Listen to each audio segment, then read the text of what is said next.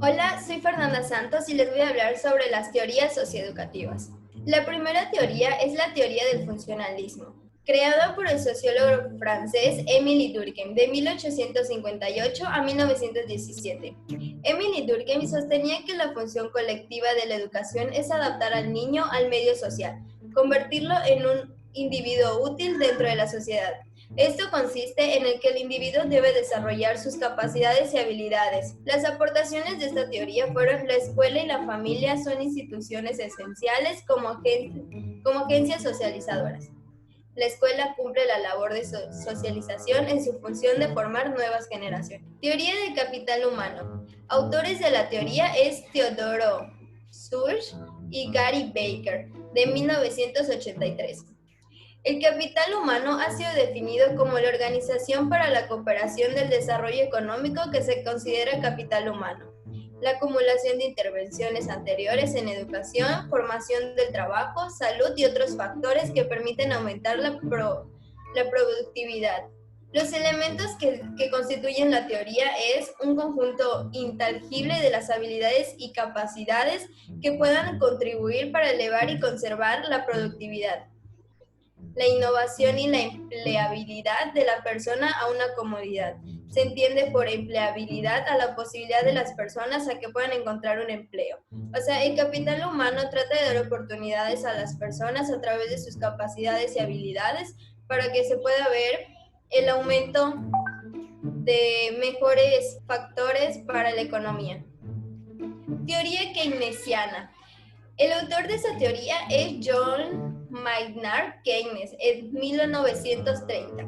La teoría keynesiana es una de las teorías económicas más conocidas por su principal característica, es que apoya el intervencionismo como mejor manera para salir de las crisis. Su política económica consiste en aumentar el gasto público para estimular la demanda agregada y así aumentar la producción y la intervención del empleo. Esta teoría se basa más en que ayuda en lo económico a todos los países que pueden presentar una crisis, agregándole producción, intervenciones y empleo. Igual viene estando la economía del bienestar relacionada a la teoría del keynesiana. Las intervenciones educativas al repercutir el desarrollo como parte de intervenciones sociales quedarán incluidas en la programación financiera del gasto estatal, justificadas en su orientación, fines y roles para el desarrollo y la nueva economía del bienestar. Otra de las teorías socioeducativas es la teoría del desarrollo. Autor Teodoro dos Santos, después de la Segunda Guerra Mundial, siglo XX. Concibía que el desarrollo como la adopción de normas de comportamiento, actitudes e ideas identificadas como la racionalidad económica moderna, caracterizada por la búsqueda de la productividad máxima, la generación de ahorro y la creación de intervenciones que llevaron a la acumulación permanente de riqueza de los individuos y en consecuencia a cada sociedad nacional. Objetivo de la teoría del desarrollo. Busca localizar los obstáculos a la implantación plena de las sociedades existentes de esta sociedad ideal. Una de las organizaciones que están relacionadas a esta teoría es la CEPAL y FAO. La CEPAL es la Comisión Económica para América Latina y el Caribe. FAO es la Organización de las Naciones Unidas para la Alimentación y la Agricultura. Otras de las teorías que están relacionadas es teoría de la dependencia. De igual forma, el autor es Teodoro dos Santos en 1960-1970. La teoría de la dependencia intenta explicar las nuevas características del desarrollo dependiente que se habían implantado en muchos países. Dice dos Santos, esta nueva realidad ponía en tela el juicio de la noción del subdesarrollo. Esta teoría de la dependencia da a entender que todos los países que presentan algún problema económico ayuda a salir del país como con nuevas oportunidades para la vida laboral, etc. Como última teoría tenemos la teoría del sistema mundo. El autor es Raúl Prebisch en los años 50. La perspectiva de esta teoría también es conocida como economía mundo o teoría enfoque o aproximación analítica de los sistemas mundos, en un desarrollo de la crítica post-marxista que intenta explicar el funcionamiento de las relaciones sociales, políticas, económicas a lo largo de la historia del planeta. Yo soy Alejandra Sandoval y les voy a hablar sobre la globalización y sus implicaciones. La globalización puede ser definida como la intensificación de las relaciones sociales a nivel mundial, que vinculan lugares distantes de tal manera que los acontecimientos locales están moldeados por acontecimientos que ocurren a muchos kilómetros de distancia y viceversa.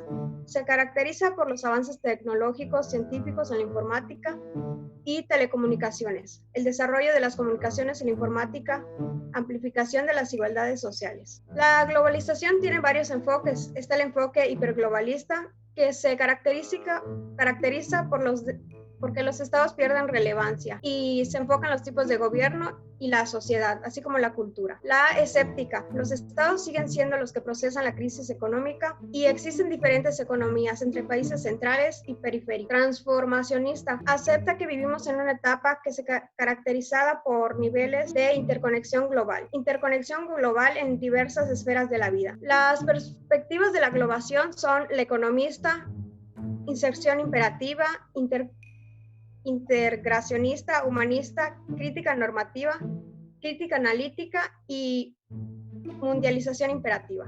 La globalización también tiene efectos en la educación. Uno de los más significativos es la relación con los avances científicos y tecnológicos. Esos avances tecnológicos han generado que la educación desarrolle nuevas prácticas de enseñanza y aprendizaje que buscan responder a los intereses y necesidades actuales. La educación actual exige que docentes y estudiantes desarrollen competencias que les permitan enfrentarse a los cambios de la sociedad y a sí mismos, que aprendan a desempeñarse desde sus capacidades. Organismos internacionales. Son todas aquellas asociaciones o grupos organizados cuya área de acción se extiende más allá de fronteras de un estado o nación, centrada en el cumplimiento de algún tipo de objetivos en torno al bienestar común. Entre los organismos involucrados con la educación se encuentran PREAL, Programa de Promoción de la Reforma Educativa de América Latina y el Caribe. Es un proyecto que tiene por objetivos contribuir al mejoramiento de la calidad y equidad de la educación mediante la promoción de debates informados sobre temas de política educacional y reforma educativa. OEI, Organización de Estados Iberoamericanos para la Educación, la Ciencia y la Cultura. Es un organismo de carácter gubernamental para la cooperación entre los países iberoamericanos en el campo de la educación, la ciencia, la tecnología y la cultura en el contexto del desarrollo integral, la democracia y la integración regional. IIN, Instituto Interamericano del Niño, la Niña y Adolescentes. Es el organismo especializado de la OEA en materia de niñez y adolescencia. Como tal, asiste a los estados en el desarrollo de políticas públicas, contribuyendo a su diseño e implementación en las perspectivas de la promoción, protección y respeto a los derechos de niños, niñas y adolescentes. ILCE, Instituto Latinoamericano de la Comunicación Educativa. Contribuye en proyectos educativos y sociales con la finalidad de hacer accesible la educación a toda la población para mejorar la calidad de vida en personas, comunidades, sociedades y países. OMEP, Organización Mundial para la Educación Preescolar. Es la organización global comprometida con los derechos humanos con foco en la educación de la primera infancia. CEPAL, Comisión Económica para América Latina y el Caribe. Se fundó para contribuir al desarrollo económico de América Latina, coordinar las acciones encaminadas a su promoción y reforzar las relaciones económicas de los países entre sí y con las demás naciones del mundo. Su labor se amplió a los países del Caribe y se incorporó al objetivo de promover el desarrollo social. Banco Mundial representa una de las principales agencias internacionales de financiamiento en materia educativa. UNESCO, Organización de las Naciones Unidas para la Educación, la Ciencia y la Cultura. Se crea bajo los principios de igualdad de oportunidades educativas, mientras que su propósito central es el de contribuir a la paz y a la seguridad, promoviendo la colaboración entre las naciones a través de la educación, la ciencia y la cultura. OCDE, Organización para la Cooperación y el Desarrollo Económicos. Entre sus propósitos destaca la preocupación por el crecimiento económico de los miembros y no miembros, al igual que la expansión de los negocios mundiales y multilaterales. BID, Banco Interamericano de Desarrollo, tiene como objetivo principal acelerar el proceso de desarrollo económico y social de sus países miembros de América Latina y el Caribe. La educación y la transferencia tecnológica son aspectos importantes dentro de las políticas de este organismo. Yo soy Angélica y les voy a hablar sobre la educación en América Latina. La educación en América Latina es un tema en que se ha convertido en prioridad, ya que se debe de detectar las falencias de los sistemas educativos. Aunque el esfuerzo es notorio, la educación en América Latina le queda mucho por recorrer. Se han actualizado los datos estadísticos de los estudiantes y se ha comprobado que tanto niños como jóvenes carecen de un nivel mínimo en las asignaturas de matemáticas, lectura y de ciencia. Esos son algunos resultados de la prueba PISA, que es donde se evalúan a los alumnos sobre su nivel académico y están ordenados según sus estadísticas. En la prueba PISA de 2019, Chile encabezó la lista en las asignaturas de lectura y de ciencia, mientras que Uruguay encabezó en matemáticas.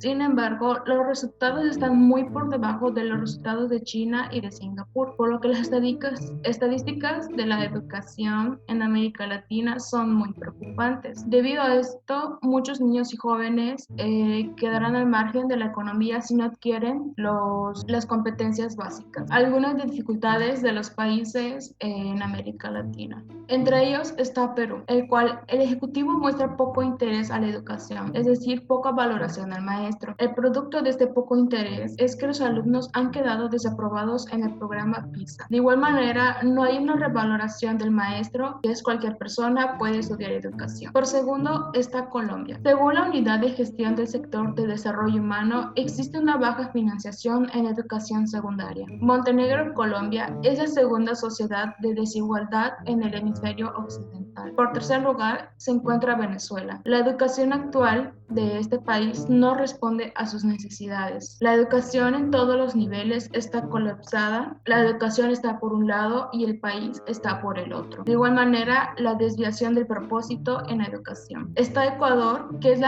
calcado por ser deficiente. Se encuentra la falta de infraestructura, poca preparación de los docentes, sistemas muy centralizados, bajo salario para los docentes, entre otros aspectos. Ecuador no participa en las evaluaciones PISA, sin embargo, presenta otras evaluaciones a nivel evaluacional para ubicar el nivel en el que está su educación. Y por último, se encuentra México, que su infraestructura es deficiente. Hay una gran desigualdad social en el sistema educativo y la limitada autonomía escolar. Hola, yo soy Daniel y les voy a hablar sobre la educación en México. Como vimos en el tema anterior, México tiene un bajo desempeño en la educación básica si nos comparamos con países más desarrollados, aunque si nos comparamos con países con un desarrollo similar, seguimos teniendo un bajo desempeño.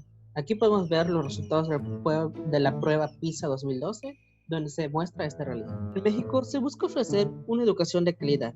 Sin embargo, los esfuerzos por parte del gobierno no son suficientes. Se han tomado ciertas medidas para frenar el rezago escolar, como la jornada extendida, donde a los alumnos se les alimenta y tienen más tiempo para hacer su tarea. Pero la falta de infraestructura y la desigualdad social van deteniendo el avance. En los niveles superiores es donde más se ven estas carencias de infraestructura y desigualdad, pues muchos alumnos deben ir a otros poblados para seguir estudiando, porque en su lugar de origen no hay escuelas de estos niveles. Además de que al querer estudiar en la universidad sale muy caro, pues el sector privado es quien más opciones aporta y el Estado rara vez invierte en este nivel. Todo esto trae como consecuencia que haya más de 30 millones de personas de 15 años o más que dejen la escuela. Estos son problemas muy serios para la educación y si bien se están tomando ciertas medidas, todavía nos falta mucho por hacer para poder terminar con estos problemas y poder brindar a los niños una educación de calidad.